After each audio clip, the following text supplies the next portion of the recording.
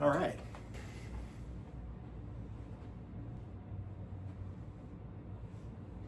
All right, welcome back, everybody.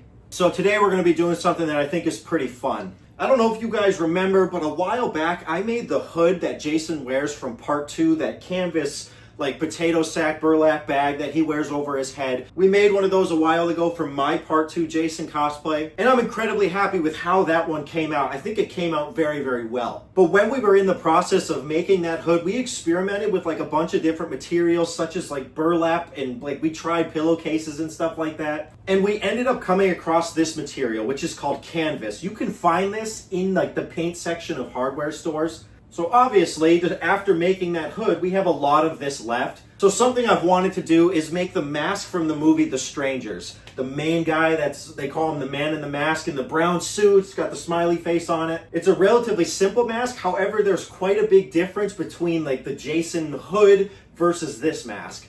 First thing I noticed is that with like the Jason hood, there is one single stitch up along the outside of like along the top that kind of splits these two panels to put them together. On the man in the mask from The Strangers, his mask has two separate seams that go up and kind of split into 3 panels. The right side, the left side, and then the middle side, which goes all the way up and over the back. The multiple stitch points is going to make this a little bit tricky, but we're just going to kind of wing it. All right, I've asked my girlfriend to help me for this next step because I need like, I'm going to lay this over my head and then I'm going to have her like mark it. We know where to cut for this. We're trying to get the center panel first. And I don't know if this is the right way or the most efficient way to do it, but I'm going to lay this, I'm going to leave the front a little longer. Yep, like this is where it would... You just have to give like a rough estimate. Okay, I'm going to go longer. Yep, that works. Okay, so I don't know if you could see it, yep. If it's in the camera or not. Right here. We don't have like a good way to like film videos. This room is really small, so I try and hold everything up. We're probably going to take like measurements from my temple and then like mark it like this, because these are where those seams are going to be, right alongside my face. So my temples are right here. We'll go a little bit bigger. Okay, so there's 2 small dashes there. Now those go to like my temples, so I'm thinking like if I measure the distance between that and we run like all the way down this strip and like narrow it down till it's all that length, I think like after that, then we can start to measure like the side panels and make like a template to make the side panels, I think. Yeah. All right, we cut off one side, so now we're just gonna go ahead and cut this side and then the center panel is done, so. All right, this is what we're left with now. So this is gonna be the center panel, as I keep saying. So now, if I drape this over, once we make these side panels that kind of hug, it should pull this, you know, in as it gets stitched. Because the mask does look like it's kind of hugging them like much tighter. It's not baggy on them at all. Okay, to make sure that we're a little bit more accurate, we're gonna let her grandma measure this a little closely. There's no way for me to hold this tight to my head while simultaneously holding the front part tight. And we could probably eyeball it and I guarantee it would be fine. But just for the sake of it, since we'll be at her grandma's house anyways, we'll just let her do all this. She likes it. So yeah, and then I think we'll get a better end result anyways. Chris. It's stretching. Well, wait a minute. Also, come doing if it this. helps, I can pull it over. This is just kind of like a fun thing we were doing. Yeah. Something to do. All right, we're back. It's the next day from like the last few clips. So we made like quite a few changes to this. We tried to like measure everything out pretty much ourselves before we got there, just so that way her grandma was able to sew it real quick. But she ended up wanting to just kind of remake it from scratch and do it her way. And I think that was the better of the two. So this is what we have now. As you can see, there's the 2 seams, one there and one there.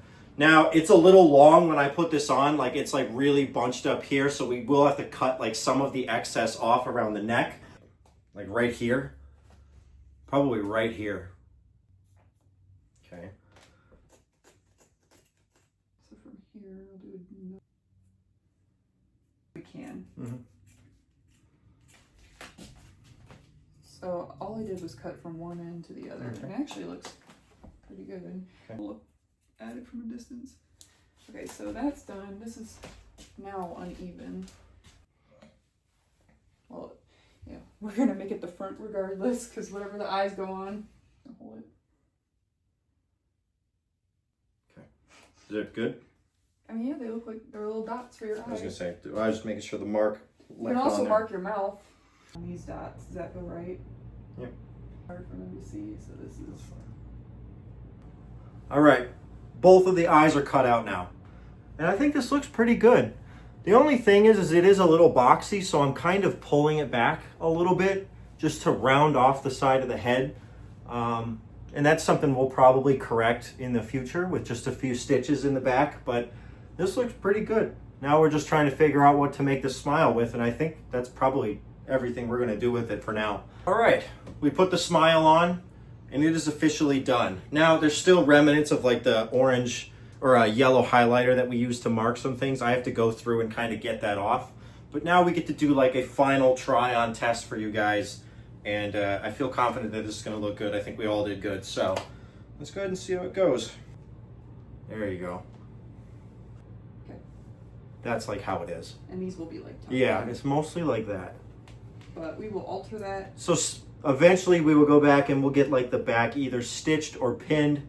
But like I think that looks pretty spot on. It's a little long, but I'm not going to even try and cut it shorter. Not with this one. If we start making another one, we'll fix that.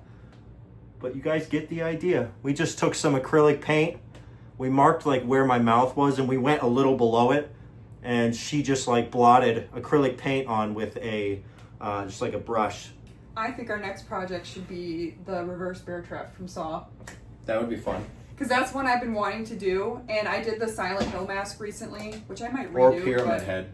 Ooh, yeah. That I get asked to do Pyramid Head more than anybody else, Yeah. like ever.